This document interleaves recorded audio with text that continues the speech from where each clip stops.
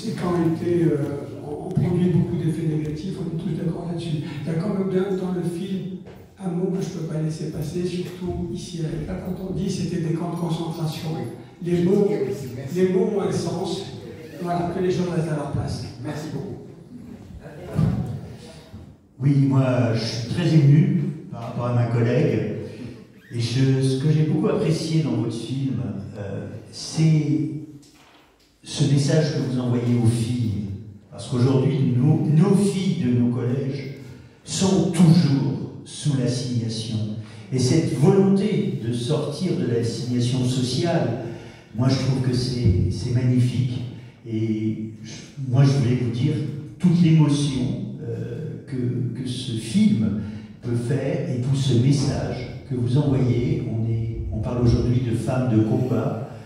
Quand on voit ce qui se passe avec certaines de nos collégiennes, on peut leur dire que le combat, c'est peut-être par elles qu'on arrivera à s'en sortir. Voilà, je voulais vraiment vous remercier. Merci Bernard. Pour rebondir, Bernard, parce que nous sommes collègues, Oui. c'est ce que tu disais. Pourquoi un film tourné vers les femmes? Quand on parle de harki, on parle des hommes. Mais ce que l'on oublie, c'est ce sont nos mamans qui ont tenu les foyers. Et elles ont fait en sorte que nos pères reviennent, se redressent. Quand je dis qu'ils ont été grandement abîmés par la guerre, c'est dur pour un enfant de voir rentrer son père ivre-mort, parce qu'il fallait éteindre le chagrin et tous les traumatismes du cœur et de l'âme et de l'esprit. Et ce sont nos mères qui ont enduré tout ça en silence. Il y avait aussi dans nos familles de la violence intrafamiliale. Et lorsque l'on assiste également à des périodes dites de sevrage, des colères du papa, des propos qui dépassaient l'entendement humain, des attitudes, des postures, ce sont vraiment nos mamans qui ont tenu les foyers. Et moi j'ai grandi dans une famille de 12 enfants où il y avait 8 filles. 8 filles, c'est quelque chose pour un papa. Donc vous voyez, c'est faire ressortir, c'est moins invisibiliser les femmes. Et vraiment, c'est faire ressortir le rôle majeur qu'elles ont joué. Et quand je dirais que la cheville ouvrière du foyer, c'était la maman. La figure tutélaire, ça reste le papa. Moi, mon père, c'est le premier homme de ma vie, même si le second est là, et que mon fils est aussi le premier homme de ma vie. Mais mon père, c'est le premier homme de ma vie, c'est l'homme qui, pour moi, c'est l'homme qui a conditionné toute mon existence, y compris le choix de mon époux, vous voyez, et qui a conditionné toutes les personnes que j'ai côtoyées. Donc ça reste une figure tutélaire, très forte. Et la maman, c'est celle qui a encaissé tous les coups, qui a fait preuve d'une résilience énorme, et qui est restée silencieuse et dans l'ombre. Et pourtant, ce sont ces femmes-là qui ont tenu les foyers. Et lorsqu'on regarde, filles, garçons, excusez-moi, je ne vais pas monopoliser la parole, filles, garçons, les filles ont été, je dirais, moins exposées à des phénomènes de racisme et de discrimination que les garçons. Et on a dans des filles qui ont très bien réussi, des garçons qui ont réussi aussi, et peut-être les filles en grand nombre aussi. Voilà, c'est tout ce que je voulais dire.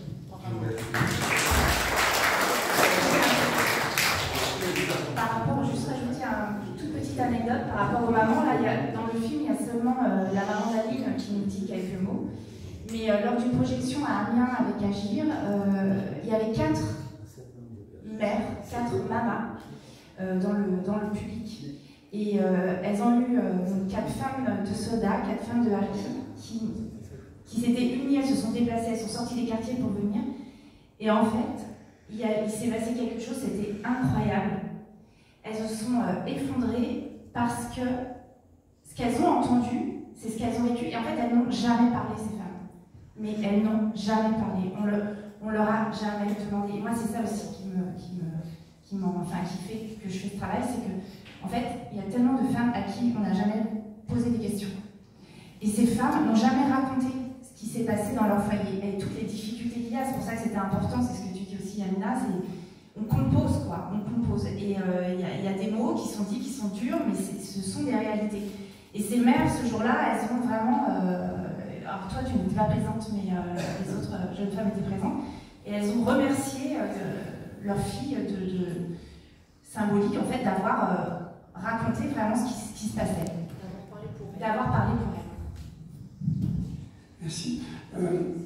Juste une petite précision par rapport au documentaire. Ce sont des histoires individuelles, elles le disent. Elles le disent. Ça ne prétend pas dire l'histoire des harkis. C'est important de le dire parce qu'il y a toujours une différence entre la mémoire et l'histoire. Alors après, ce qui est intéressant... C'est pas un documentaire. Oui, c'est ce que je dis. C'est pour ça. Je dis exactement. C'est pour ça que c'est important de le préciser. Ces histoires individuelles ne sont pas forcément représentatives de l'ensemble de ce qu'ont vécu les harkis, parce qu'il y a ceux qui sont restés longtemps dans les camps, évidemment, n'ont pas eu la même trajectoire et le même vécu que ceux qui en sont partis vite et qui se sont fondus dans la population. Et par exemple, donc, effectivement, l'alcool a souvent fait des ravages dans certaines familles, mais heureusement, pas toutes. Voilà.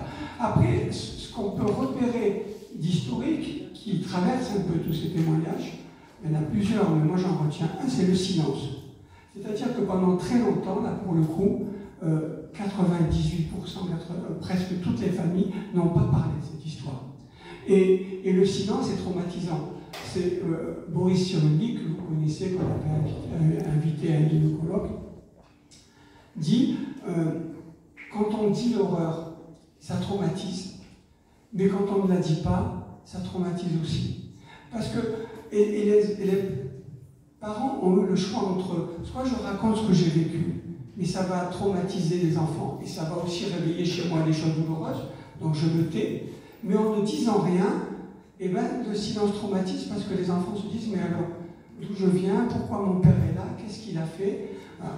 Et donc c'est important de parler, d'où merci Lucie pour ce genre de documentaire et tous ceux qui ont écrit, qui ont fait des films là-dessus. Et c'est aussi pour ça que je trouve que c'est important, et je voudrais remercier Corinne et le président Claude-Pierre Bloch, pour dire pourquoi finalement c'est important que on parle de cette histoire de harkis dans ce festival, parce qu'il y a des choses en commun, c'est le racisme, c'est les histoires oubliées, et on est là tous pour lutter contre le racisme et pour la vérité historique.